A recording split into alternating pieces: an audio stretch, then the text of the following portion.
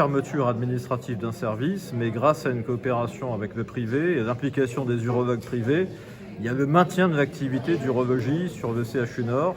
En clair, tous les patients qui souhaitent continuer à être suivis au CHU de La Réunion par des urologues du privé qui seront là 24 heures sur 24, 7 jours sur 7. Tous les jours, en journée, il y aura la présence d'un urologue privé. Et la nuit, effectivement, pour les urgences, il y aura la possibilité de recourir à un urologue privé. Donc tous les patients du CHU Nord, les 2200 patients, comme on dit, de la file active, qui sont suivis sur le CHU Nord, pourront continuer à être pris en charge sur place. Évidemment, donc on a passé cette convention avec le groupe Clinique Futur, avec des travaux qui ont été menés très rapidement. Tous les 15 jours, on va évaluer ce partenariat et en permanence, en réalité, pour être bien sûr que toutes les conditions de garantie de continuité, de sécurité de prise en charge seront réunies pour les patients du service d'urologie. Oui, exactement, puisqu'un enseignement de cette crise, c'est qu'on a peut-être manqué un système d'anticipation, de gestion des conflits, notamment entre médecins.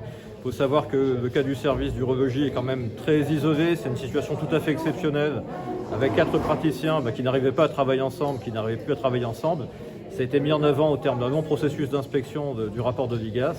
Et si on avait des tensions dans un service, des situations à risque, on a mis en place un système de signalement, que ce soit d'ailleurs pour les médecins ou les personnels non médicaux. Une médiation aussi, un dispositif de médiation est mis en place et une formation à la médiation est mise en place.